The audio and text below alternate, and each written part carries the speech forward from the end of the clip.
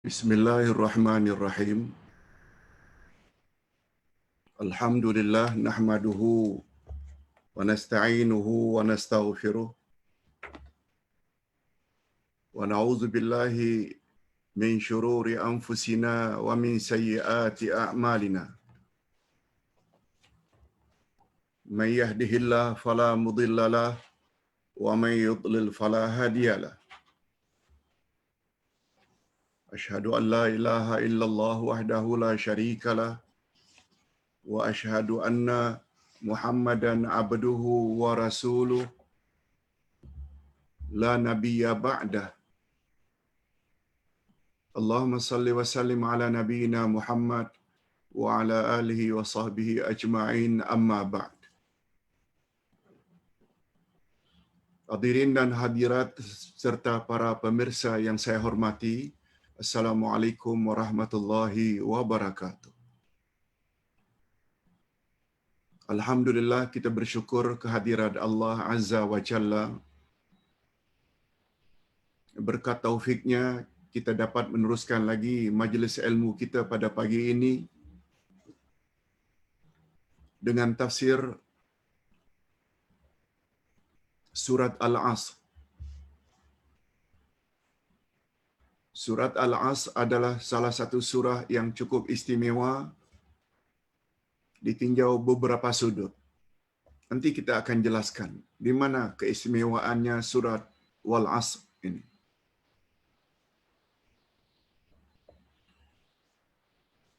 Karena kita tadi terlambat lebih kurang 10 minit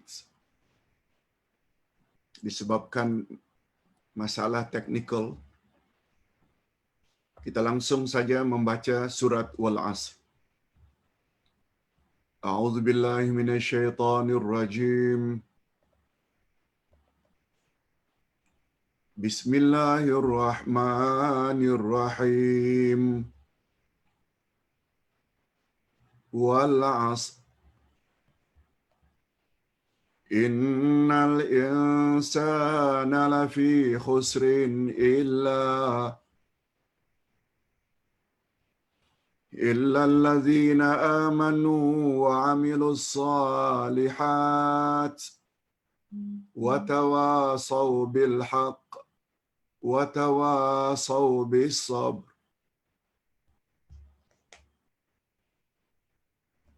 Terjemahan ayat demi ayat. Wal 'asr, demi masa. Innal insana lafi khusr. Sesungguhnya manusia itu benar-benar berada dalam kerugian. Illa allazina amanu wa 'amilus solihat wa tawasaw bil haqq wa tawasaw bis sabr. Kecuali orang-orang yang beriman dan mengerjakan amal saleh dan menasihati supaya mentaati kebenaran dan menasihati supaya menetapi kesabaran. Demikian tiga ayat saja yang terkandung dalam surat Wal-Asr. Ia termasuk salah satu surah yang terpendek. Selain Inna a'tainakal kautsar, juga 3 ayat, Wal-Asri juga 3 ayat. Tapi nilainya, subhanallah, luar biasa. Nilainya luar biasa. Kita langsung saja kepada mukaddimah.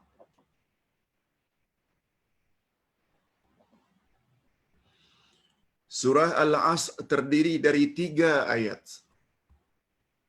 Termasuk ke dalam kelompok surah-surah Makkiyah. Diturunkan di Mekah atau sebelum Nabi hijrah ke Madinah. Diturunkan sesudah surah Alam Nashrah atau Al-Insyirah. Sesudah Alam Nashrah Laka Sadrak, maaf, yes, itu surat Alam Nashrah, turun surat Wal Asri. Dinamakan dengan Al-Asr yang artinya masa, diambil dari perkataan Al-Asr yang terdapat pada ayat yang pertama dalam surat ini, Wal Asri. Maka surat ini dipanggil dengan surat Al-Asr. Kita langsung saja kepada terjemahan atau terjemah maknawiyah. Dengan kata lain, tafsir. Memahami tafsir surat ini sangat mustahab. Coba dengar komen Imam Asy-Syafi'i terhadap surah ini yang ditulis oleh Imam Ibnu Katsir, yang ditulis oleh Imam Ibnu Al-Qayyim, ditulis oleh Imam Ibnu Al-Qayyim di dalam kitabnya Miftahu Daris Sa'adah. Imam Ibnu Al-Qayyim ada satu kitab namanya Kunci Negeri Bahagia. Miftah Daris Sa'adah. Miftah itu kunci, dar itu negeri, as-sa'adah maknanya bahagia. Kunci Negeri Bahagia. Itu nama kitab karangan Imam Ibnul Qayyim. Beliau yang menukil kata-kata Imam Asy-Syafi'i. Apa kata beliau? Imam Asy-Syafi'i berkata, "Lau fakkara an-nasu kulluhum fi hadhihi surah lakafatshum." Andai kata manusia semuanya memikirkan kandungan surah ini, andai kata semua manusia mau fikir tentang kandungan surah ini, yaitu surah Wal Asri, niscaya sudah cukuplah bagi mereka. Niscaya sudah cukuplah bagi mereka. Ini menunjukkan bahawa surat Wal Asri ini surat yang sangat istimewa. Ustaz buat contoh. Nabi Muhammad sallallahu alaihi wasallam bersabda, ingin menyatakan betapa hebatnya dua ayat terakhir dari surat Al-Baqarah dibaca pada waktu malam. Apa kata Nabi?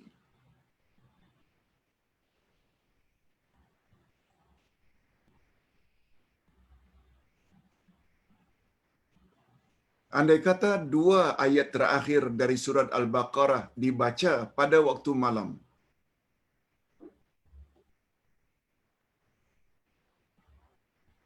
niscaya memadailah, mencukupilah bagi mereka. Lakafathum. Lau quri'a ayataini. Lau qara'ta ayataini min akhir surat Al-Baqarah fi lailatin lakafathum. Andai kata mereka membaca dua ayat terakhir dari surat Al-Baqarah pada waktu malam, maka memadailah, mencukupilah dua ayat itu bagi mereka. Apa makna mencukupinya? Ada yang mengatakan tak payah baca ayat lain lagi. Dua ayat itu pun dah cukup. Bermula dari Amanar Rasul, itu ayat second last, disambung dengan La yukallifullahu nafsan illa usaha, ayat terakhir, ayat 286, sampai fansurna alal qaumil kafirin. Kita dah ulang beberapa kali tentang kelebihan dua ayat terakhir surat Al-Baqarah, tapi dengan syarat dibaca pada waktu malam. Bermula habis maghrib, atau habis isya, atau sebelum tidur malam. Coba kita bawa apa kata Imam Asy-Syafi'i terhadap surat Wal Asri. Andai kata manusia mau memikirkan tentang konten atau kandungan surat Wal-Asri yang 3 ayat ini, lakafathum, niscaya memadailah dengan surat Wal-Asri ini. Seolah-olah tak faham ayat Quran yang lain pun tak apa. Asal faham surat Wal-Asri. Yes, lebih kurang macam itu. Ini yang Ustaz maksudkan hebatnya surah ini. Nanti kita buktikan betapa hebatnya surat Wal-Asri ini sebagaimana menjadi amalan para sahabat. Apabila mereka bersua, A bersua berjumpa B, setelah bersalam, setelah memberi salam dan berbual apa yang patut diperbualkan, mereka tidak akan berpisah. Mereka tidak akan bersorai kecuali mereka baca dulu surat Wal-Asri. Sempena itulah menjadi amalan banyak dari kalangan umat Islam apabila akan menutup satu-satu majlis. Hadirin dan hadirat, mari kita tutup perjumpaan kita pada hari ini dengan membaca surat Wal-Asri. Yes, itu dia. Untuk apa? Bukan untuk mengambil berkat, bukan. Supaya masing-masing yang hadir itu ingat akan konten atau kandungan surat Al-Asri tersebut. Kita teruskan. Apa dia penjelasan dari Imam Ibnul Qayyim terhadap ucapan Imam Syafi'i tadi? Penjelasan ungkapan tersebut ialah bahawa 4 martabat di atas jika disempurnakan kesemuanya oleh seseorang, niscaya ia akan menjadi insan yang sangat sempurna. Bila 4 perkara yang ada di dalam surat Al-Asri itu disempurnakan oleh seseorang, orang tersebut akan jadi insan yang sempurna. Adapun 4 martabat tersebut ialah, pertama, ma'rifatul haq, mengetahui kebenaran. Semalam Ustaz ada sebut, kebenaran perlu dicari. Al-Quran adalah kebenaran. As-Sunnah adalah kebenaran. Oleh sebab itu memahami Al-Quranul Karim, tafsirannya, memahami hadis Nabi, syarahannya, wajib. Itu maknanya. Perkara pertama yang perlu dilakukan oleh insan kalau ingin jadi insan sempurna, ma'rifatul haq. Mereka mesti mengenal itu kebenaran. Dan bila diperinci pula ma'rifatul haq ini, ada 3 perkara. Ma'rifatullah, kenal Allah. Allah itu al-haq. Ma'rifatun Nabi, kenal Nabi. Sebab Nabi itu hak. Semua ucapannya adalah benar belaka, adalah wahyu. Dan yang ketiga, ma'rifatud dinil islami. Mengetahui selok-belok agama. Sebab agama yang hak hanya agama Islam, bukan agama lain. Yes, itu di dalam pecahan ma'rifatul haq. Tak cukup mengetahui saja. Yang kedua, amaluhu bihi, lalu mengamalkan kebenaran itu dalam kehidupan sehari-hari. Disuruh salat, disuruh puasa, disuruh tutup aurat, disuruh berbuat ihsan pada ibu bapa, berbuat ihsan. Dilarang berjudi, berzina, minum arak, rashwah, jauhi. Itu maknanya mengamalkan kebenaran dalam kehidupan sehari-hari. Belum cukup lagi. Yang ketiga, ta'limuhu man la yahsanu. Mengajar kebenaran yang telah kita amalkan itu kepada orang lain. Dengan kata lain, dakwah. Sampai semampu yang boleh. Itu sebabnya ketika Ustaz tadi tulis tajuk tafsir surat Al-Asr. Kemudian di bawah itu Ustaz tulis, lihat kitab tafsir Al-Furqan juz 30 dari muka surat sekian ke muka surat sekian. Dan Ustaz tidak lupa share dengan kawan-kawan agar sama-sama mendapat manfaat dunia dan akhirat. Itu namanya dakwah. Mengajak orang lain, share, kongsi dengan orang lain. Jangan kebaikan untuk diri kita saja. Nah, yang keempat pula, sabruhu ala ta'allumihi wal amali bihi wa ta'limihi. Sabar ketika mempelajari kebenaran itu. Sabar ketika melaksanakannya atau mengamalkan kebenaran itu. Dan ketika mengajarkannya kepada orang lain. Sebab tidak jarang juga bila kita share perkara-perkara kebenaran ini kepada rakan-rakan kita, kita akan mendapat tamplakan. Ya Allah, tak ada kerja lain. Share ini. Tak ada yang lain. Share tafsir, share hadis Nabi, share. Sebab yang dia inginkan, share perkara-perkara keduniaan saja. Sabar. Tidak jarang kadang-kadang kita mendapat tamplakan, malah dipulaukan oleh ahli keluarga dalam menyampaikan kebenaran. Sabar. Yes, ini dia 4 martabat. Coba kita teruskan. Ubaidullah bin Hasan al-Madinah berkata, ini hadis yang Ustaz sebutkan tadi. Jika 2 orang sahabat Nabi SAW berjumpa, lalu mereka tidak berpisah, melainkan setelah salah seorang dari mereka berdua membaca surat Al-Asr hingga akhir. Ini dia yang Ustaz sebutkan tadi. Kita boleh lihat dalam kitab tafsir Ibnu Katsir, dinukil hadis ini atau riwayat ini. Mereka tidak berpisah kecuali membaca surat Wal-Asr. Kemudian barulah salah seorang dari mereka mengucapkan salam kepada yang lain, yakni salam perpisahan. Salam kan bukan hanya berjumpa saja. Ketika akan berpisah pun, Assalamualaikum, saya balik dulu ya. Tapi sebelum Assalamualaikum perpisahan itu, baca surat Wal-Asr. Cuma dengar apa komen Syekh Jamaluddin Al-Qasimi.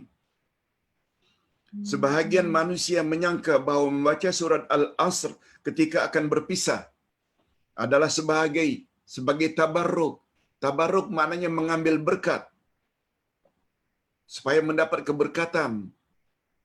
Pandangan ini salah, kata beliau. Tak betul. Lalu beliau memberitahu, yang betul ialah agar kita saling mengingat apa yang terkandung di dalam surat Wal-Asri, khususnya sebelum berpisah. Khususnya berpesan kepada kebenaran dan kesabaran.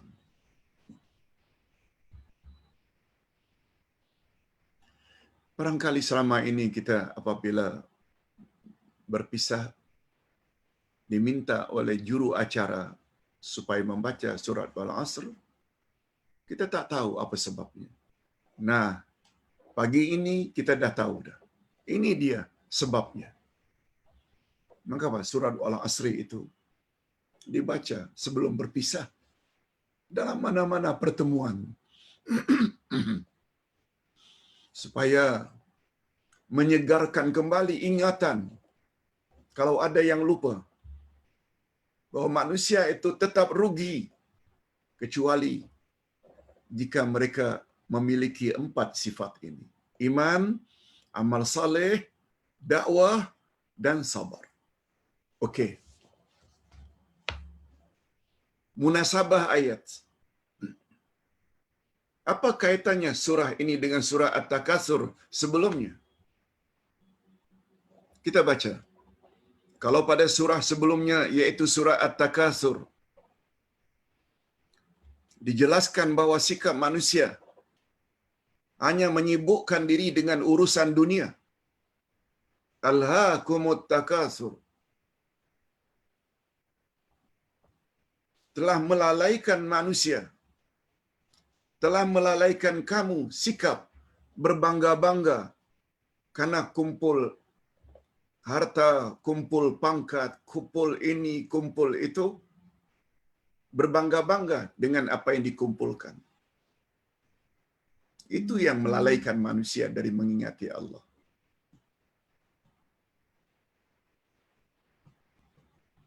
Sebagaimana kita lihat di mana-mana, orang yang gila kuasa,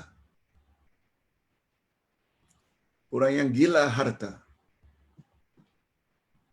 akhirnya mereka lalai ingat untuk mengingati kematian. Lalai untuk mengingati akhirat. Itu maksudnya at-takatsur.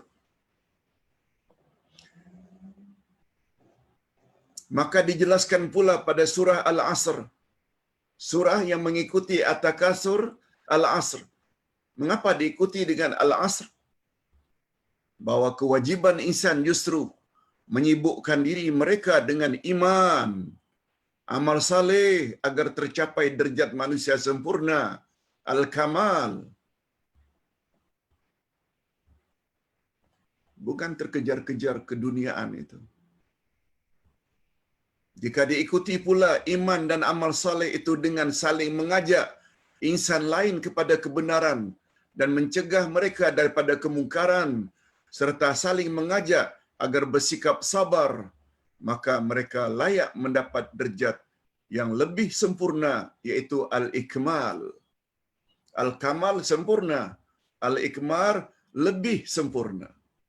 Atas sebab itulah, maka pada surah ini kita disuruh agar senantiasa menjaga al-asr.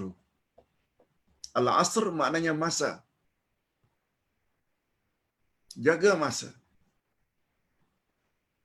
Jangan buang masa.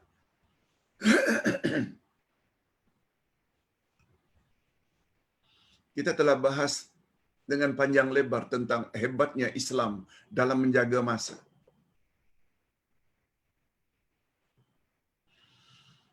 Sehingga timbullah istilah dalam Islam, khasnya di kalangan orang Arab.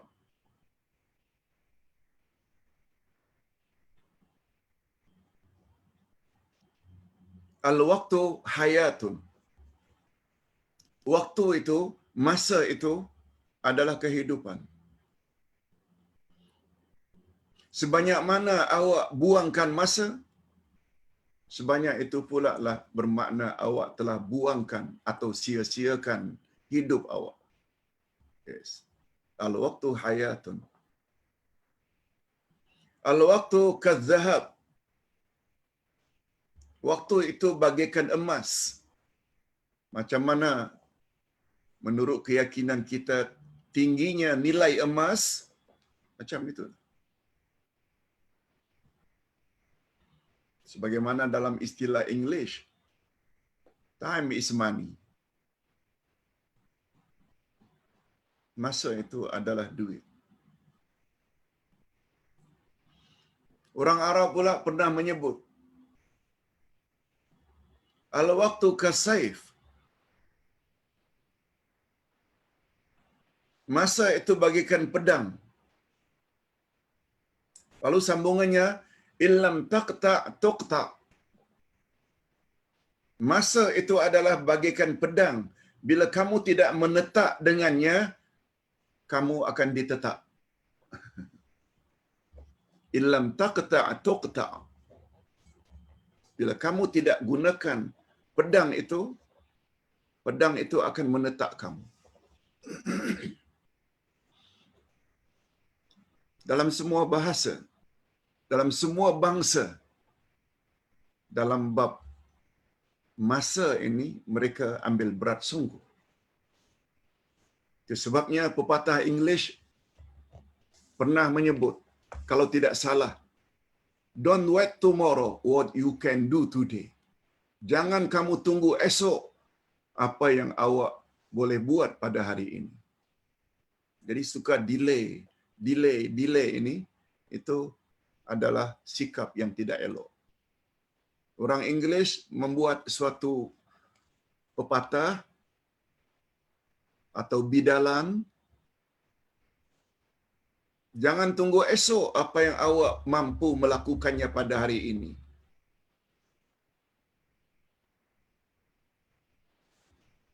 Kita umat Islam kagum ke dengan istilah itu? Tak perlu kagum. Walaupun itu baik, agama kita ajar lagi baik, lagi hebat. Coba dengar kata-kata Abdullah bin Umar bin Al-Khattab radhiyallahu anhuma. Kata beliau, "Idza asbahta fala tantaziril masa wa idza amsayta fala tantaziril sabah." Bila kamu sedang berpagi-pagi, jangan tunggu petang. Dan jika kamu sedang berpetang-petang, jangan tunggu pagi. Betul tak? Bidalan dalam Islam lebih hebat. Sekedar jangan tunggu esok. Bila kamu mampu melakukan pada hari ini. Islam kata, bila sedang berada pada waktu pagi ini, jangan tunggu petang. Kan lagi hebat. Pada siang yang sama. Kalau sedang berpetang-petang, jangan tunggu pagi. Laksanakan juga pada malam itu, sebelum pagi. Gara-gara umat Islam tak tahu apa Islam kata. Tambah-tambah tak faham surat wal asri, walaupun dah hafal sejak kecil lagi. Yang banyak malas, yang banyak melepak, justru orang Islam. Cukuplah kalau Ustaz bercakap tentang wal asri ini, boleh 3 jam. Ditinjau dari segala angle. Islam adalah agama yang cukup jaga time management, pengurusan masa. Dan itu sila dan tolong jadikan sebagai prinsip hidup kita. Jangan buang masa. Kita berada di atas muka bumi ini sebentar saja. Dan kita boleh mati anytime. Bila dah mati atau menjelang mati baru menyesal. Tak ada guna. Sekarang manfaatkan masa sebaik-baiknya. Itu dia rahasianya mengapa surat At-Takatsur diiringi dengan wal asr. Dia ada kesinambungan jalan cerita. Okey, kita sampai sekarang kepada tafsir ayat. Wal asr, ayat pertama. Demi masa. Coba tengok pandangan Imam Ibnu Katsir. Pandangan inilah yang paling tepat bila dibandingkan dengan pandangan-pandangan ulama tafsir yang lain. Ustaz baca. Menurut Imam Ibnu Katsir, masa itu, Ustaz tulis dalam bahasa Arabnya, al-asru az-zamanu alladhi yaqa'u fihi harakatu bani Adam min khairin aw syarrin. Ini terjemahan masa yang sangat tepat. Masa adalah waktu atau zaman yang terdapat di dalamnya segala pergerakan manusia. Apakah yang baiknya pergerakan yang baik atau pergerakan yang buruk? Masa. Orang itu salat, orang itu baca Quran, orang itu berjudi, orang itu minum arak, orang itu mengumpat. Semuanya itu dilakukan dalam masa. Pagi ke petang ke tengah hari ke. Dia tidak lepas daripada sama ada diisi dengan amal baik ke atau amal buruk. Jadi al-asru itu maknanya zaman atau waktu atau masa. Imam Al-Jauzi berkata, terdapat 3 pendapat tentang maksud Al-Asr. Ada yang mengartikan Al-Asr dengan Ad-Dahru, iaitu masa. Ini pendapat Ibnu Abbas dan Ibnu Qutaibah. Okey, itu pandangan. Al-Asru sama dengan Ad-Dahru. Al-Asru dengan makna Al-Ashiyu, iaitu waktu petang, waktu antara tergelincir matahari hingga terbenamnya matahari, petang, afternoon.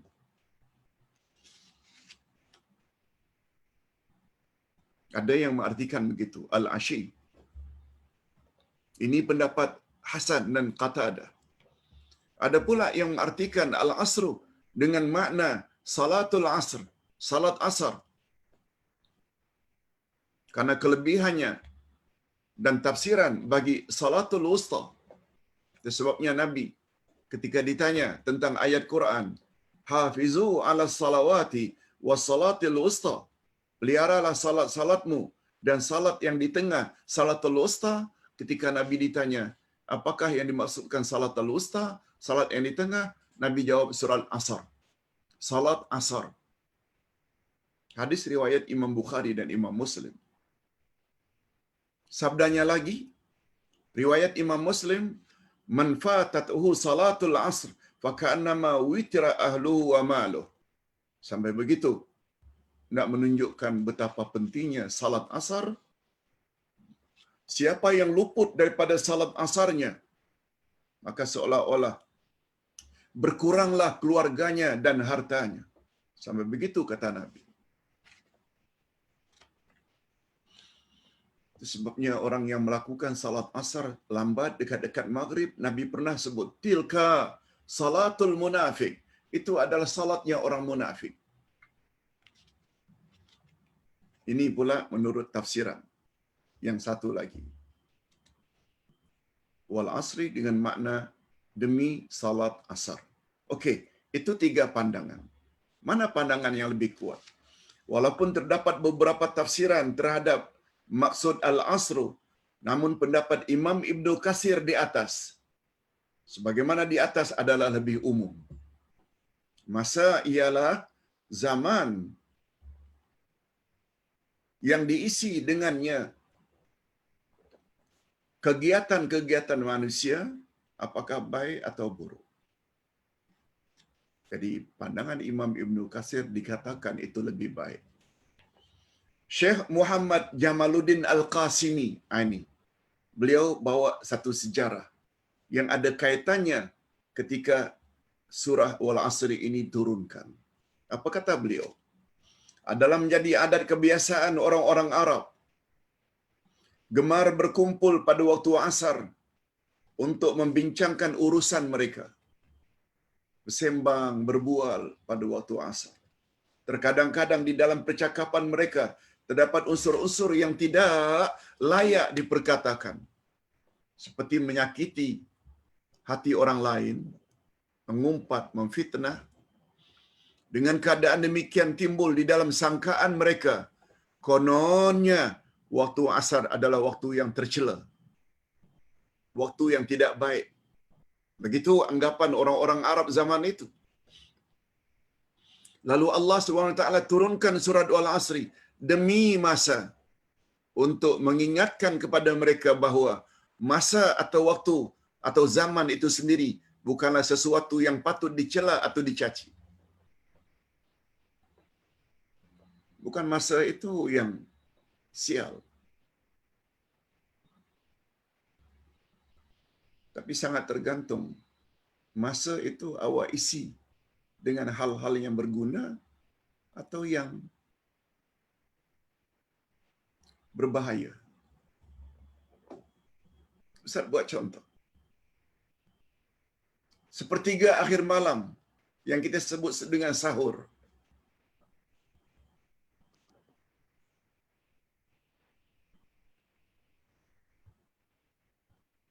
Berapa banyak pada waktu itu orang yang qiyamul lail, tahajud, witir, baca Quran, berdoa, bermunajat. Berapa banyak juga pada waktu sahur orang melakukan sihir.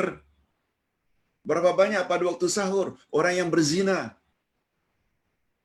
Berapa banyak pada waktu sahur orang yang mencuri.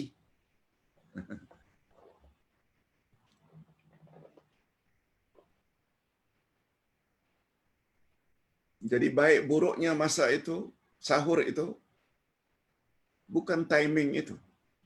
Tergantung kita isi masa itu dengan amalan yang baik atau buruk. Itu maksudnya.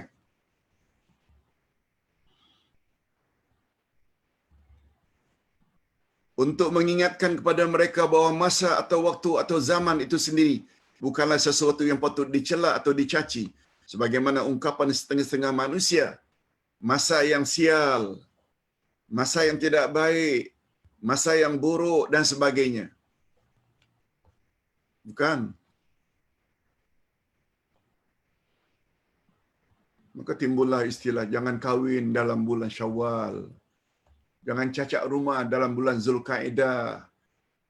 Jangan bepergian pada hari Rabu. Hari itu hari sial. Tak ada dalam Islam. Itu semua khurafat. Tetapi ia sangat tergantung pada pengisiannya. Apakah diisi oleh manusia dengan amalan yang baik atau sebaiknya dengan amalan yang buruk. Imam Al-Maraghi menambah. Apa kata Imam Al-Maraghi?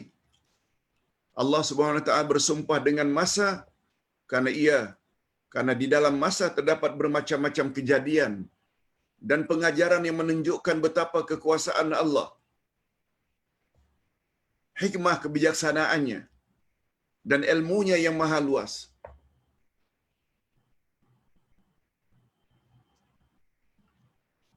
Lihat sajalah pada siang dan malam yang datang silih berganti.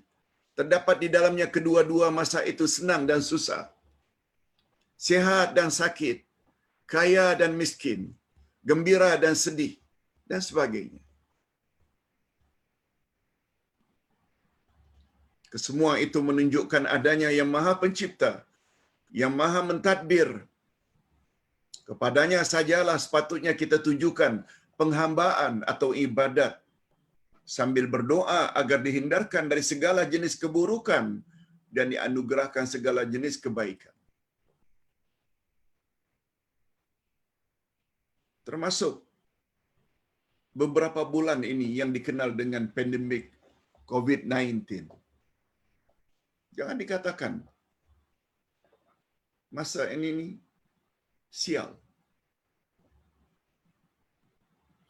Berapa banyak orang yang selama ini tidak salat, lalu salat karena pandemik.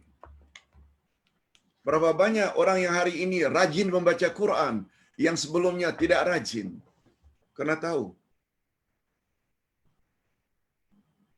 dia boleh mati bila-bila masa. Melihat orang ini sakit, orang ini meninggal dunia, orang ini meninggal dunia. Hikmah itu semua Allah turunkan. Berapa banyak membuat manusia jadi insaf. Yang tadinya tidak baik menjadi orang baik. Di masa itu sendirinya, dia bukan sial. Allah cipta sedemikian rupa, mesti ada hikmahnya.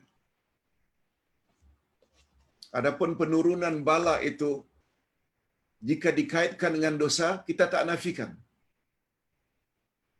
Karena terlalu banyak dosa manusia, lalu Allah turunkan bala. Secara kemungkinan. Tapi jangan dilihat bala itu dari sudut datangnya bala saja. Tapi dia barangkali ada hikmah yang lain. Yang ingin menegur kita supaya segera insaf, tobat. Kita tidak seharusnya bersikap seperti sikap atau keyakinan orang-orang kafir yang selalu menyandarkan kejadian-kejadian buruk yang menimpa mereka kepada masa. Seperti perkataan mereka, ini masa yang tidak baik. Dan ini masa celaka, sial dan sebagainya. Rupanya itu pandangan orang kafir, bukan orang Islam. Allah Subhanahu wa taala menyatakan bahawa masa adalah di antara makhluk ciptaannya Masa pun Allah yang cipta. Di dalam masa terdapat pelbagai kejadian yang buruk dan yang baik. Jika manusia ditimpa musibah atau bencana, maka itu adalah hasil usahanya sendiri. Dan bukanlah masa yang menjadi penyebabnya. Dia sendiri. Sekarang terserah kita. Mau isi masa itu dengan enjoy saja, setengah-setengah anak dengan game saja, dengan handphone saja. Padahal dalam handphone juga boleh buka ayat Quran untuk dibaca. Terserah kita. Nak gunakan masa kepada kebaikan atau sebaliknya. Up to you.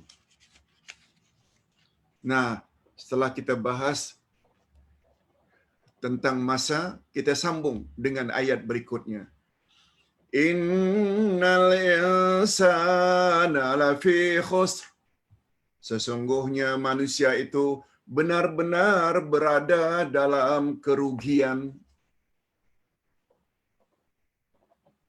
Karena kita sudah baca halaman demi halaman, izinkan Ustaz untuk menjelaskannya secara bebas.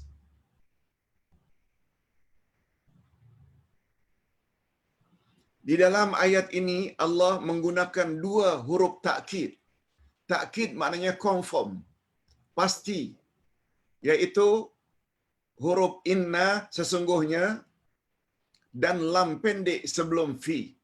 Lafi, kalau fi itu di dalam, lafi sungguh-sungguh di dalam kerugian. Jadi kalau kita mau terjemahkan secara literal, innal insana, sesungguhnya seluruh jenis manusia sungguh-sungguh di dalam kerugian. Allah gunakan huruf takkid dua kali. Menunjukkan confirm. Manusia semuanya rugi. Dari mana kita dapat tahu itu kata semua? Dari alif lam yang terdapat di depan fi, di depan insan. Insan maknanya manusia. Al-insan, seluruh jenis manusia. Dia sama dengan hamdun. Kita dah belajar dah surat Al-Fatihah.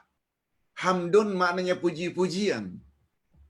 Tetapi kita terjemahkan segala jenis puji-pujian milik Allah Tuhan sekalian alam. Dari mana perkataan segala jenis?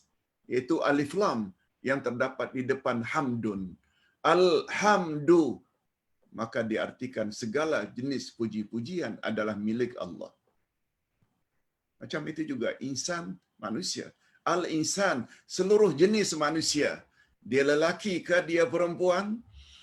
Dia ustaz ke dia jamaah, audience? Dia PM ke presiden? Dia buruh kasar, penoreh getah, nelayan miskin, pembotong rumput? Dia orang Indonesia ke? Dia orang Malaysia? Dia orang Afrika? Dia orang Eropah? Dia orang Amerika? Dia orang Australia? Dia orang Jepun? Selagi dia bernama manusia, semuanya rugi. Itu maksudnya. Ustaz dah sebut dah. Dalam penjelasan ini, kita terus saja kepada perkara yang paling mustahak. Ayat terakhir, ayat 3. Ini yang panjang untuk kita bahas. Illal ladzina amanu wa amilus salihati wa tawasaw bil haqqi wa tawasaw bis sabr. Kecuali orang-orang yang beriman dan mengerjakan amal saleh, nasihat menasihati supaya mentaati kebenaran, dan yang keempat, nasihat menasihati supaya menetapi kesabaran, supaya sabar. Walaupun pada asalnya seluruh jenis manusia, ini tafsirannya. Walaupun pada asalnya semua jenis manusia di dalam kerugian, namun Allah membuat pengecualian bahwa terdapat manusia yang bebas dari kerugian, jika mereka memiliki 4 sifat sebagaimana tertera di dalam ayat di atas, yaitu iman, amal saleh, saling berpesan dengan kebenaran, dan saling berpesan dengan kesabaran. Kita berdoa, Ya Rabb, masukkanlah kami ke dalam golongan orang-orang yang bebas daripada kerugian, yaitu dengan memiliki iman, amal saleh, dakwah, dan sabar. Allahumma ja'alna minhum. Ya Allah, masukkanlah kami ke dalam golongan ini. Amin ya rabbal alamin. Syekh As-Sa'di berkata, ini bagus juga kita tahu, lawan al-khasir, khosren itu, al-khasir, orang yang merugi, lawannya adalah ar-rabih. Ar-rabih maknanya orang yang beruntung. Nah, sekarang kita ingin jadi orang yang rugi atau orang yang beruntung?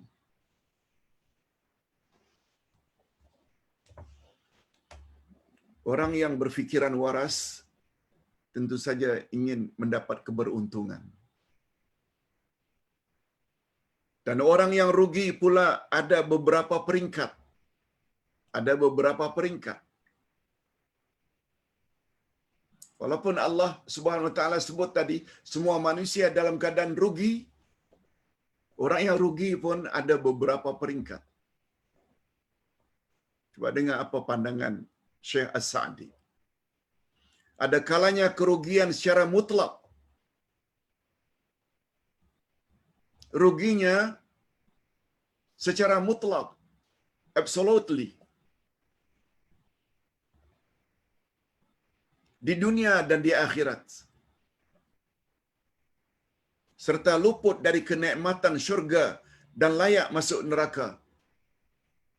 Nah, itu dia orang yang mendapat kerugian secara mutlak. Na'udzubillahi min dzalik. Ada kalanya pula mereka merugi pada sebahagian aspek sahaja.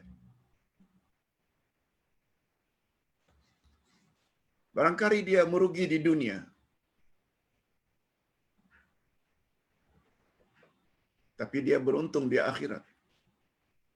Kalau yang pertama tadi, rugi secara mutlak, dunia rugi, akhirat rugi. Orang masuk syurga, dia masuk neraka.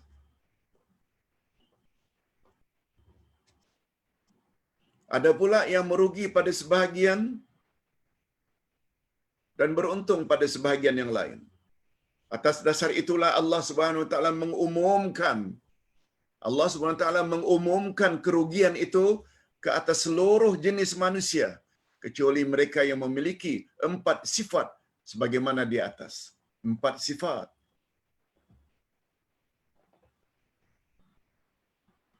Dari ayat ini kita dapat tahu, kalau sekedar ada ilmu, ada iman, lalu diamalkan apa yang kita tahu dalam kehidupan sehari-hari, wa amilus salihat, lalu berdakwah tak mau, walaupun tahu, menyampaikan kepada keluarga, ibu bapa, uncle, auntie, adik beradik, cousin, tak mau, still dalam kerugian. Atau ada orang yang punya ilmu, lalu mengamalkannya, wa amilus salihati, lalu berdakwah, lalu orang caci saja, orang ejek saja, lalu berhenti berdakwah, masih lagi rugi. Yang tidak rugi, apapun orang cakap, dia terus sampaikan kebenaran ilahi kepada khalayak ramai. Orang puji ke, orang caci ke, orang puji tidak membuat dia menjadi bongkak, sombong. Orang caci dia tidak membuat dia berhenti dalam berdakwah. Yes. Manusia itu tuh yang dimaksudkan oleh Allah Azza wa Jalla. Nah, sekarang kita ingin bahas bahagian demi bahagian dengan lebih mendetail. Sifat pertama yaitu iman. Sifat pertama yang perlu dimiliki oleh setiap insan agar terhindar daripada kerugian adalah iman. Itu sebabnya salah satu subjek yang kita belajar akidah. Malah itu kita letakkan pada hari Ahad. Hari pertama. Baru keduanya tafsir juz 1. Ingin memahami apa kata Allah yang berkaitan dengan iman. Al-Asma'ul Husna, ibadah salat. Allahu Akbar. Ini kalau ingin tahu apa matlamat dan tujuan Ustaz, buat jadual. Tadi malam Ustaz dah kirim kepada tim untuk dibuat jadual next week. Tadi malam. InsyaAllah hari ini kita akan dapat apa jadual untuk esok. Sama bukunya, bedah 7 kitab dalam seminggu. Semuanya berasaskan Quran dan Sunnah. Iman. Iman tak boleh datang dengan sendiri tanpa ilmu. Ini menunjukkan betapa pentingnya kedudukan iman di dalam Islam. Diletakkan nomor 1, illal ladzina amanu. Ingin jadi insan yang tidak rugi, awak mesti ada iman. Jika dibandingkan dengan faktor-faktor yang lain. Atas sebab itulah Islam memandang bahawa iman adalah nikmat Allah yang paling tinggi nilainya, melebihi segala nikmat yang lain. Keimanan yang paling dituntut dalam Islam adalah 6 cabang iman. Iman pada Allah, iman pada malaikat, iman pada rasul-rasulnya, kitab-kitabnya, hari kiamat, dan takdir. Itu sebabnya kita awali dengan kitab ini dulu. Akidah Ahlussunnah wal Jamaah jilid 1. Khas membahas 6 cabang rukun iman tersebut. Kita dah masuk kitab Akidah jilid 2 sekarang. Iman yang berguna bagi manusia sehingga mampu menyebabkan manusia terhindar daripada siksaan Allah, mestilah iman yang bebas dan tidak dicampuri oleh syirik. Ini buktinya.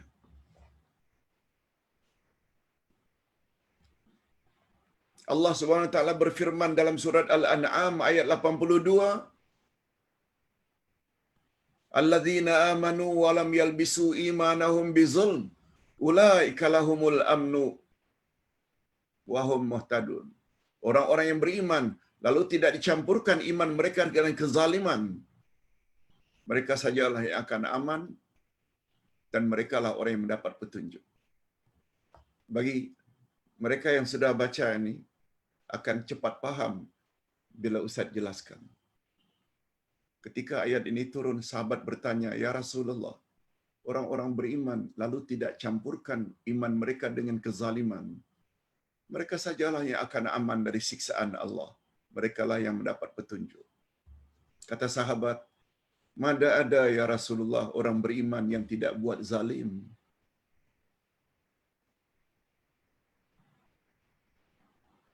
Hadirin dan hadirat dalam pandangan Islam, setiap dosa yang manusia lakukan itu adalah zalim. Sebagaimana kata-kata atuk dan nenek kita, Rabbana zalamna anfusana. Ya Allah, kami telah menzalimi diri kami. Padahal mereka hanya melanggar larangan Allah. Melanggar larangan Allah itu dosa. Mendekati pokok larangan. Lalu mereka langgar karena bisikan syaitan. Mereka gunakan Rabbana zalamna. Sahabat bertanya, mana ada orang yang tidak pernah buat zalim? Mereka tak boleh campurkan iman mereka dengan dosa. Kata Nabi, tidak. Ya Allah, maksudkan zalim di situ bukan sembarang zalim, tapi syirik. Lalu Nabi bacakan ayat yang ke-13 dari surat Luqman. Kamu tak pernah dengarkan ayat Quran yang mengandung nasihat Luqman pada anaknya? Ya bunayya la tusyrik billah inna syirka la zulmun azim. Anak, jangan buat zalim. Sesungguhnya zalim.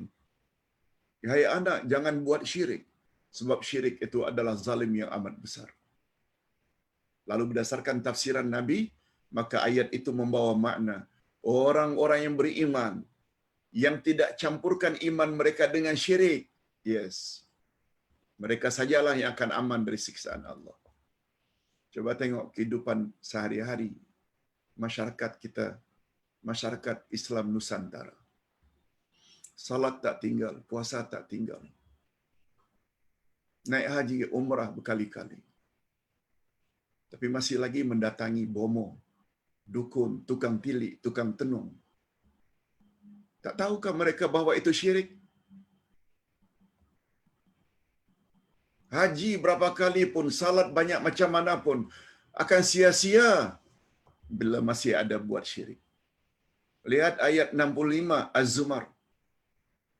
Lain asyrakta la yahbatanna amaluk wa la takunanna minal khasirin. Sekiranya kamu buat syirik, niscaya hancur musnahlah segala amalanmu dan di akhirat nanti kamu pasti akan rugi. Mengapa rugi? Semua hajinya yang sudah 3 kali, umrahnya dah 7 kali, salatnya tambah dengan qiyamul lail, tidak ada value gara-gara ada syirik. Itu sebabnya Ustaz ingin nasihatkan bagi mereka yang dulunya seperti itu, sekarang dah faham dah bahawa syirik itu adalah sangat berbahaya, boleh menghancurkan semua amal saleh, segera taubat. Sebab bila taubat dengan taubat nasuha, segala amal saleh akan datang balik. Allah yang Maha Pengasih hitung balik. Tak jadi musnah. Tapi dengan syarat taubat. Jangan ulang lagi. Dan syirik sangat banyak. Ada syirik besar, ada syirik kecil. Syirik besar ada 8 macam. Semua ada dalam kitab ini. Macam mana tak tahu kalau tak belajar? Mesti belajar.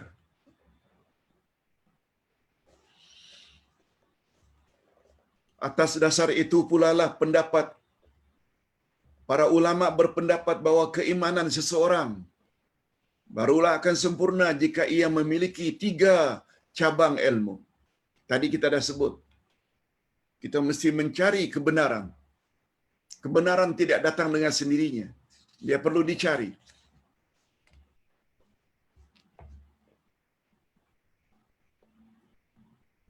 Kebenaran itu dia terletak pada 3 cabang ilmu. Ma'rifatullah, kenal Allah. Ma'rifatun Nabi, kenal Nabi. Ma'rifatud dinil Islami, kenal selok-belok agama Islam. InsyaAllah, dengan mengikuti program tiap hari, seminggu ini, bedah 7 kitab. Kita ada kurikulum. Kita ada syllabus. Ini namanya belajar agama dengan manhaj. Dengan cara yang jelas, terang. Sebab manhaj itu maknanya kurikulum. Manhaj itu maknanya sistem, metod. Kenal Allah dulu, kenal Rasul, dan kenal selok-belok agama. Sehingga ada jamaah yang komen, kononnya Uday itu, Universiti Dr. Abdullah Yassin. Allahu Akbar. Janganlah macam itu. Uday itu Ustaz Dr. Abdullah Yassin. Digantinya U itu dengan universiti. Allahu Akbar. Memang kita belajar macam belajar universiti pun. Ada kurikulum, ada syllabus, ada sistem. Bukan hanya dengar-dengar kosong begitu. Tak. Itu sebabnya dari tahap nota kita kepada buku. Bukanlah minta dibeli sangat buku Ustaz pun. Tak. Tapi tidak dinafikan Ustaz mau supaya orang ramai manfaatkan buku yang Ustaz sudah usahakan ini. Itu kita tak nafikan. Dan Alhamdulillah Ustaz merasa banyak syukur begitu Ustaz buat announcement adanya peluang untuk wakaf kitab yang Ustaz telah tulis sangat bermanfaat sehingga Ustaz tidak mengalami kesulitan untuk bayar pada percetakan, untuk sebar-sebarkan kepada mereka yang memerlukan, yang Ustaz rasa perlu untuk dibantu. Percayakan pada Ustaz. InsyaAllah Ustaz akan jaga amanah wakaf kitab Uday. Hadirin dan hadirat rahimakumullah. Ketiga-tiga jenis ilmu inilah yang dinamakan dengan ilmu syar'i. Mengenal Allah, mengenal Rasul, mengenal selok-belok agama, ilmu inilah yang disebut dengan ilmu syar'i. Ilmu syar'i maknanya ilmu agama.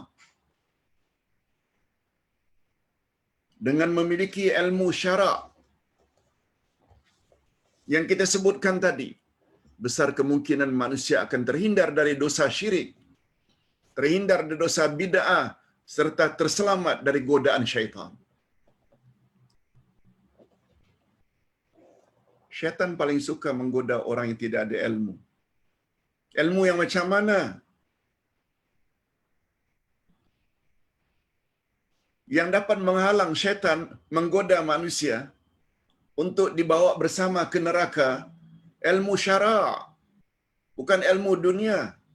Ilmu dunia, hari ini kita tengok orang kafir lebih tinggi dari kita. Tentang internet, tentang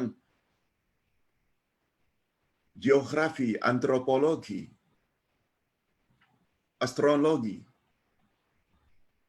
pergi keluar angkasa, semuanya itu adalah ilmu. Kita boleh menjawab soal mungkar wa nakir bukan dengan ilmu itu. Apakah karena dia seorang angkasawan? Dia boleh jawab? Tak. Itu sebabnya semalam kita ada sebut, orang beriman, semua jawabanmu tepat belaka. Wa ma 'allamaka atau min aina akhadta hadhil ajwibah? Dari manakah kamu dapati semua jawaban itu? Ternyata tepat belaka. Orang mukmin akan jawab, qara'tul Quran wa amantu bihi wa saddaqtu. Karena dulu di dunia aku baca Quran, lalu aku beriman dengan Al-Quran, dan aku benarkan dengan tindak tanduk seharianku selagi hayat di kandung badan. Itu hadis sahih. Bukan ilmu keduniaan. Walaupun tinggi matematiknya, tinggi pelajaran akademiknya, belum cukup. Perlu tambah kepada ilmu syar'i, ilmu agama. Yang pada prinsipnya 3 tadi. Kenal Allah, kenal Nabi, dan kenal selok-belok agama Islam.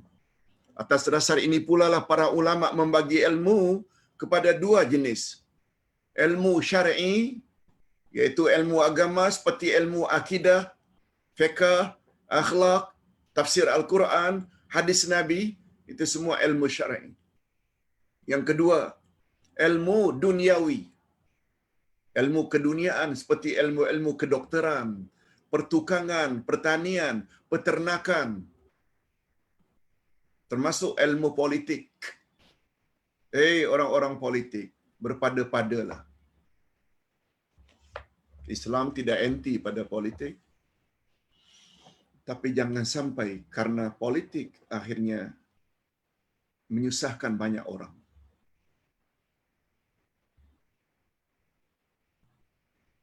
Gara-gara politik, akhirnya membuat Islam jadi tertindas. Hati-hati. Semua kita bertanggungjawab. Sekali lagi, Islam tidak anti pada politik. Politik perlu, tapi mesti berpolitik secara Islam. Hadirin dan hadirat rahimakumullah. Pertama, iman. Nah, sekarang yang kedua, amal saleh wa amilus salihati. Memiliki ilmu sahaja, apakah ilmu syar'i atau ilmu keduniaan, belum mencukupi kalau hanya dalam bentuk teori,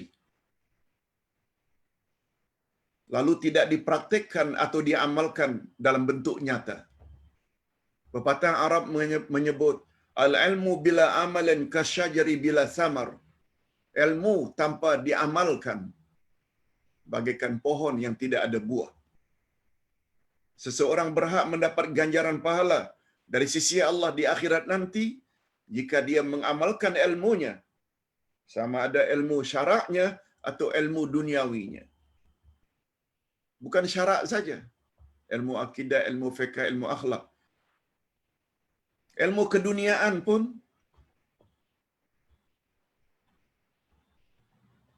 dia pakar dalam kedokteran, lalu dia berbuat menolong orang lain atau merawat orang lain, dia juga layak mendapat ganjaran karena ilmunya dia amalkan.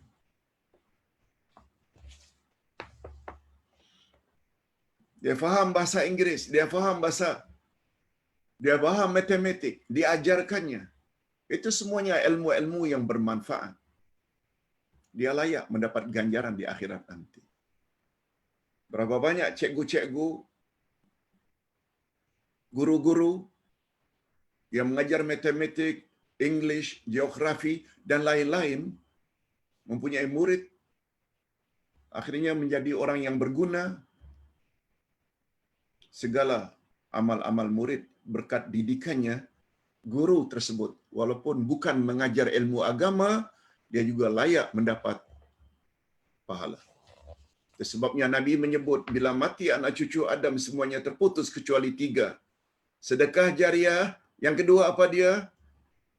Ilmin yuntafa'u bih, ilmu yang dapat diambil manfaat daripadanya. Rasul tidak sebut ilmu syar'i. Sebab yang berguna bukan hanya ilmu agama, tapi juga ilmu keduniaan.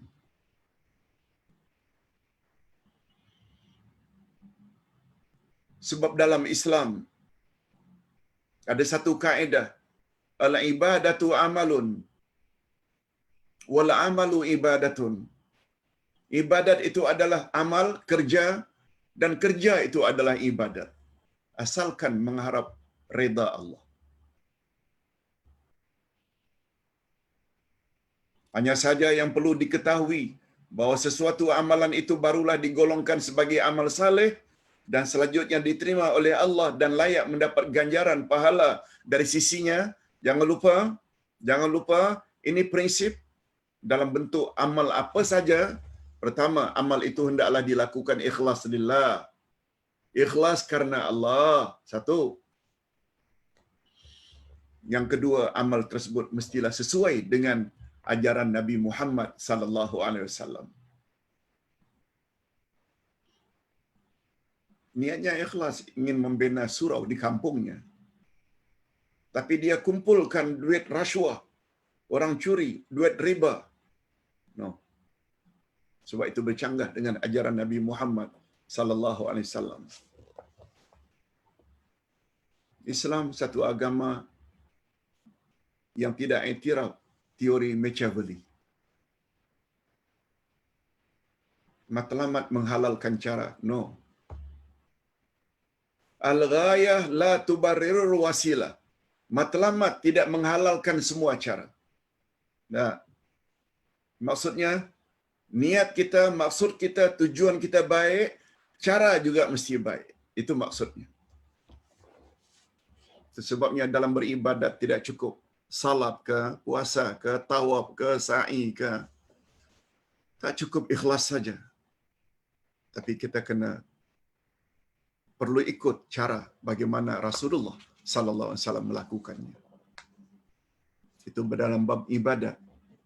Bab muamalat itu lebih longgar lagi, asalkan tidak bercanggah dengan ajaran Nabi Muhammad sallallahu alaihi wasallam. Adapun caranya boleh. Seperti hari ini membeli secara online. Tak ada di zaman Nabi. Masuk beberapa sharing, tekan button, keluar minuman. Tak ada di zaman Nabi. Tapi karena tidak ada penipuan, dibolehkan. Tapi ibadat no. Ini yang akan kita bahas insya-Allah minggu-minggu yang akan datang ketika membahas tentang ibadah salat. Apa kaedah ibadat? Baik. Kedua-dua syarat di atas tidak akan mungkin tercapai tanpa ilmu. Ikhlas lillah perlu kepada ilmu akidah. Ikut cara Nabi mesti mahir tentang sunnah Nabi. Itu maksudnya. Kalau iman tidak sempurna tanpa ilmu, demikian juga suatu amalan tidak akan sempurna tanpa ilmu. Salafus salih berkata, al-ilmu muqaddamun 'alal qawli wal amal. Ilmu hendaklah didahulukan daripada ucapan dan amalan. Ustaz tidak boleh bercakap tentang Islam kalau ustaz tidak faham Al-Quran, tidak faham hadis Nabi. Jangan bercakap kalau kita tak faham perkara yang kita ingin cakap. Itu sebabnya perlu prepare sebelum kita menyampaikan. Ilmu hendaklah didahulukan daripada berucap dan beramal. Sebab bila kita bercakap tanpa ilmu, besar kemungkinan kita sesat dan kita menyesatkan orang lain. Na'udzubillah min dzalik. Sungguh tepat ungkapan ini. Sebab tanpa ilmu manusia bukan saja akan sesat, malahan boleh menyesatkan orang lain. Ilmu hendaklah didahulukan.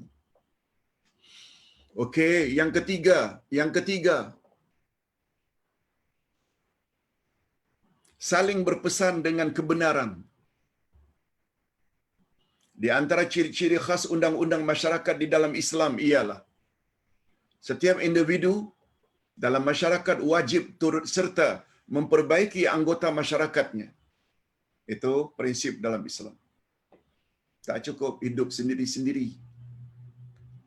Kita ada jiran, kita ada masyarakat. Bila ada perkara yang tak sesuai dengan Islam, kita kena larang. Bila ada orang tidak buat suruhan Allah, kita kena suruh. Itu makna amar ma'ruf nahi munkar. Amar ma'ruf nahi munkar adalah konten utama dalam dakwah. Betul tak dakwah mengajak orang itu sama ada buat sama-sama buat suruhan Allah atau sama-sama tinggalkan larangan Allah? Yes, itu dia dakwah.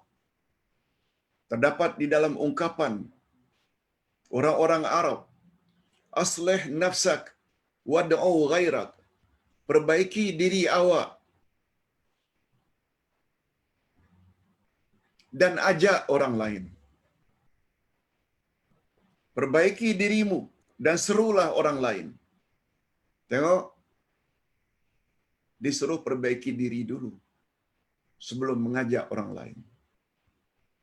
Itu sebabnya kata ulama tafsir, ketika Allah membuat pengecualian insan yang tidak rugi, first step mesti punya ada iman dulu, iaitu ilmu. Second step, wa'amilu salihati, awak kena amalkan dulu secara peribadi untuk diri awak. Baru kemudian watawasau bil haq, berpesan-pesan dengan kebenaran itu untuk orang lain. Diri mesti baik dulu.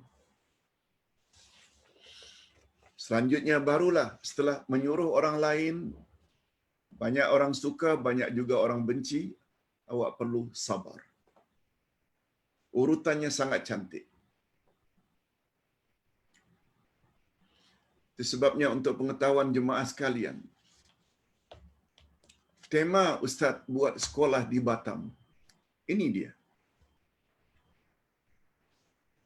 Surat Wal-Asri. Ingin mencetak kader-kader pengganti ustaz nanti yang ada iman. Kemudian mereka mengamalkan apa yang mereka imani. Kemudian mereka mesti berdakwah dan sabar dalam berdakwah. Ini tema sekolah yang Ustaz bina di Batam. Hadirin dan hadirat rahimakumullah. Dalam hal ini terdapat dua sebab utama. Apakah sebabnya selain kita wajib memperbaiki diri sendiri, kita juga wajib turut serta memperbaiki orang lain? Sebabnya ada dua. Pertama, manusia adalah makhluk yang mudah terpengaruh dengan lingkungan. Yang kedua, Allah tidak hanya menurunkan musibah khusus kepada orang yang melakukan kejahatan, tetapi juga menurunkan secara umum. Penjelasannya macam ini.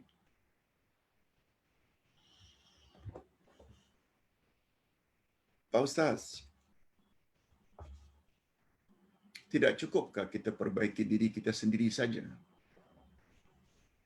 Kalau itu pertanyaannya, jawabnya tak cukup. Lalu timbul pertanyaan, mengapa selain kita perbaiki diri, kita juga disuruh oleh Allah memperbaiki orang lain? Sebabnya ada dua, kata para ulama. Kata-kata ini Ustaz ambil dari kitab Usulud Dakwah oleh Dr. Abdul Karim Zaidan rahimahullah. Kitabnya Usulud Dakwah. Jawabnya macam ini, kata beliau. Mengapa kita selain memperbaiki diri juga mesti memperbaiki orang lain? Ada dua. Sebab yang pertama, sudah jadi sifat manusia mudah terpengaruh dengan keadaan lingkungan. Kita baik, isteri baik, anak-anak baik. Alhamdulillah. Tapi dalam bermasyarakat, takkan kita hanya bergaul dengan isteri dan anak-anak dalam rumah saja? Betul tak isteri akan pergi ke pasar, ke kedai? Anak-anak akan bermain dengan anak-anak jiran.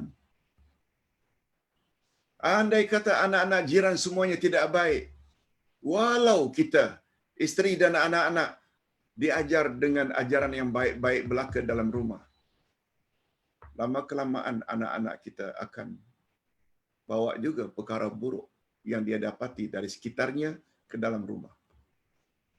Kita tak pernah ajar anak bercakap lucah. Tetapi yang didengar oleh anak kita ketika bergaul dengan anak-anak yang sebaya dengannya, kata-kata yang tak elok. Lama-lama kata-kata tak elok masuk ke dalam rumah kita. Ini sebab yang pertama. Ini berdasarkan sabda Nabi sallallahu alaihi wasallam. Apa dia, Ustaz? Hadis sahih riwayat Imam Bukhari. Kullu mauludin yuladu 'alal fitrah fa abawahu yuhawidanihi aw yunasranihi aw yunajisani aw yumajjisani. Rawahul Bukhari. Tiap-tiap anak yang dilahirkan adalah dilahirkan dalam keadaan suci, bersih. Maka kedua ibu bapaknya lah yang akan meyahudikannya, kedua ibu bapaknya lah yang akan menasranikannya, kedua ibu bapaknya lah yang akan memajusikannya. Baby itu. Betul tak? Menurut Islam, baby lahir dalam keadaan suci. Siapa yang membuat dia akhirnya jadi Yahudi, Nasrani, Majusi? Mak bapaknya. Betul tak? Mak bapak itu adalah lingkungan yang berdekatan dengan kita.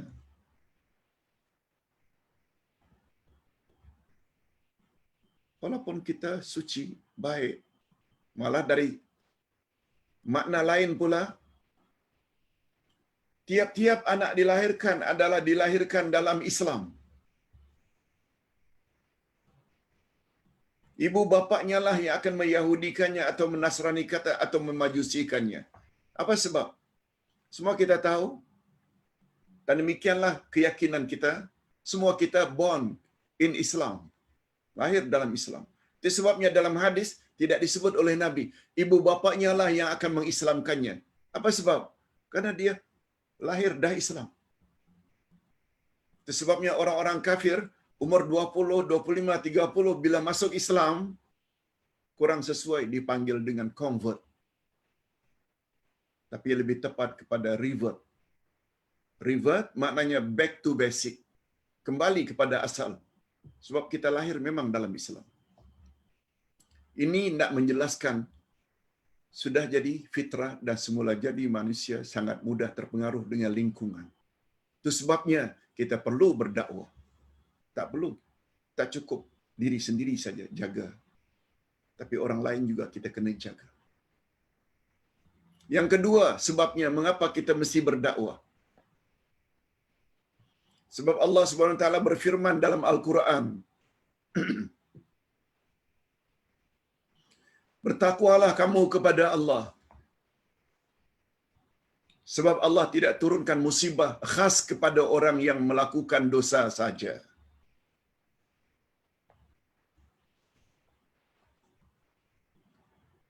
Ustaz ulang. Bertakwalah kamu kepada Allah. Karena Allah tidak turunkan musibah kepada orang yang melakukan dosa saja. Ini dijelaskan oleh banyak hadis-hadis Nabi.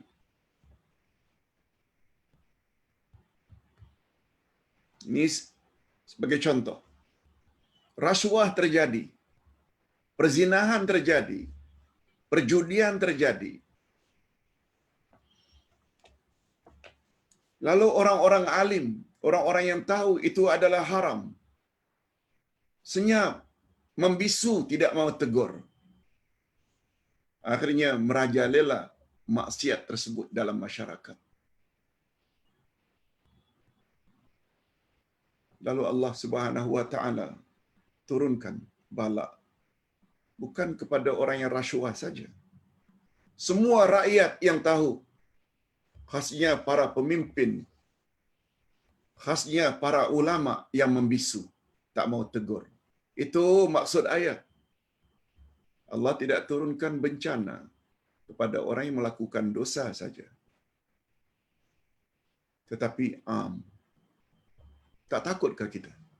Ini di antara sebab mengapa selain memperbaiki diri, kita juga kena sampaikan kebenaran. Bila disebut kebenaran, mengajak orang berbuat baik, amar ma'ruf, dan mencegah orang daripada kemungkaran. Buat semampu yang kita boleh. Tentang orang ikut tak ikut itu bab lain. Itu bab taufik. Imam An-Naisaburi berkata, Allah Subhanahu Wa Taala menggunakan ungkapan wasiat, watawasau, at-tawasi maknanya berwasiat atau saling berpesan, dan Allah tidak menggunakan ungkapan ad-da'wah. Allah tidak menggunakan hendaklah kamu berdakwah, tak. Tapi watawasau, hendaklah saling berwasiat atau berpesan. Allah juga tidak menggunakan istilah nasihat. Tidak. Ini menunjukkan bahawa kebenaran dan sabar itu adalah sesuatu yang sangat penting, seperti pentingnya dengan wasiat atau pesan sebelum mati. Itu dia rahasianya. Mengapa Allah tidak gunakan dakwah atau nasihat, tetapi watawasau. Sebab wasiat ini biasanya orang tidak berwasiat kecuali terhadap perkara-perkara penting. Nah, yang terakhir, setelah kita bahas iman, bahas amal saleh, bahas dakwah, berpesan-pesan dengan kebenaran.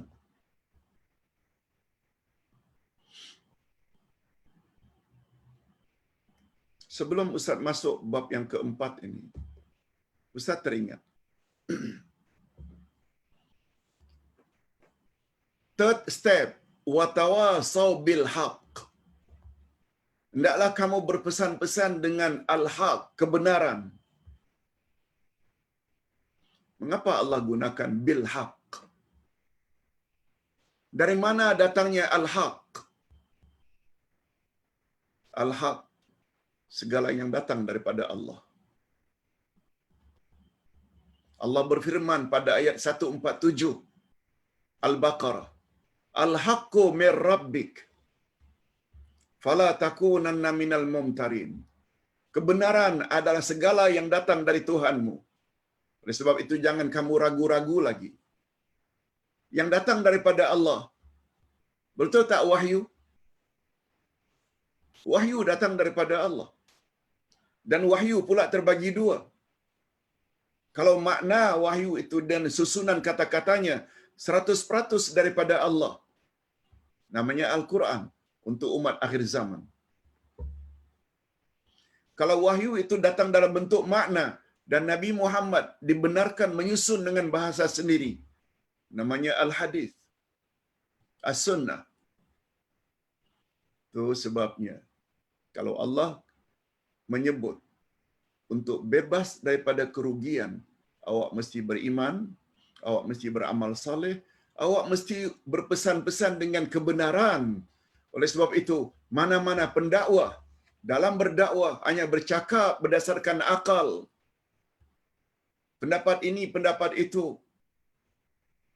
kitab ini, kitab itu, tapi tidak disebut ayat Quran dan hadis Nabi, besar kemungkinan itu bukan watawasau bil haq.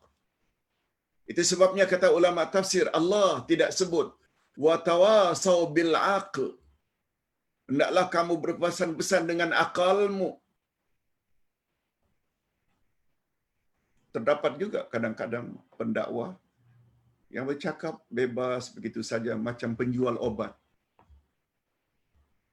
Tak didatangkan ayat Quran, tidak datangkan hadis Nabi. Kalau hadis Nabi pula tidak disebut apa derajat hadis itu. Sekedar cakap. Ini adalah amalan si anu, amalan si anu. Ustaz, jaga betul dalam bab ini. Apa yang kita cakapkan, kita bawa ayat Quran, bawa hadis Nabi. Ayat Quran, hadis Nabi. Dan kita sebut pula hadis ini derajatnya macam mana. Ini yang dimaksudkan dengan watawasau bil haq. Oleh sebab itu, hadirin dan hadirat serta para pemirsa juga boleh terlepas daripada kerugian. Belajarlah, belajarlah. Miliki ilmu. Baru yang keempat, bila kebenaran yang telah kita sampaikan ternyata ada orang terima, ada orang tolak, di sini perlunya sifat keempat, iaitu saling berpesan dengan kesabaran. Sudah menjadi sunnatullah. Sunnatullah maknanya ketentuan Allah, ketetapan Allah, bahawa setiap kebenaran pasti ada penentangnya. Itulah barangkali hikmahnya, wallahu a'lam, Allah mengiringi sifat dakwah kepada kebenaran dengan kesabaran. Dengan sifat sabar para da'i, pendakwah kepada kebenaran, tidak mudah putus asa, tidak mudah give up. Walaupun ditangkap, walaupun dibawa ke mahkamah, walaupun dituduh ini dan itu, mereka steady saja. Dia akan steady saja bila dia faham ini. Sebab yang dia cari reda Allah, bukan reda manusia.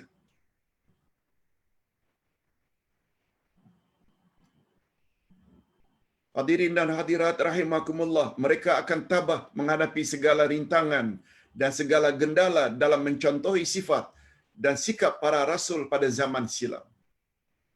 Ada rasul zaman dahulu sampai dibunuh. 2 beranak Zakaria dan Yahya. Berapa banyak dulu rasul dikejar untuk dibunuh, seperti Nabi Lut, seperti Nabi Nuh, seperti Nabi Ibrahim. Sungguh tepat ungkapan sabar kunci kejayaan. Sabar kunci kejayaan. Dalam Islam terhadap 3 jenis sabar. Kita telah bahas semalam. Sabar dalam mentaati Allah, sabar menjauhi larangan Allah, dan sabar terhadap ujian atau cobaan daripada Allah. Imam Ar-Razi berkata, rahasia watawasau bil haq. Apa dia rahasia? yang terkandung di dalam berpesan-pesan dengan kebenaran. Diikuti dengan watawasau bisabri, berpesan-pesan atau berwasiat dengan kesabaran, menunjukkan bahawa al-haq, menunjukkan bahawa al-haq iaitu kebenaran adalah sesuatu yang berat dan pasti diikuti oleh rintangan dan dugaan. Ustaz kira tak perlu Ustaz buat kesimpulan lagi, karena kita ada buku, kita juga sudah baca. Kalau kurang faham, barangkali boleh kita buka balik buku. Muka surat sebagaimana yang tertera, iaitu muka surat 269 hingga 381. 369 hingga 381. Hadirin dan hadirat rahimakumullah. Sekarang kita berpindah kepada acara menjawab beberapa soalan jika ada.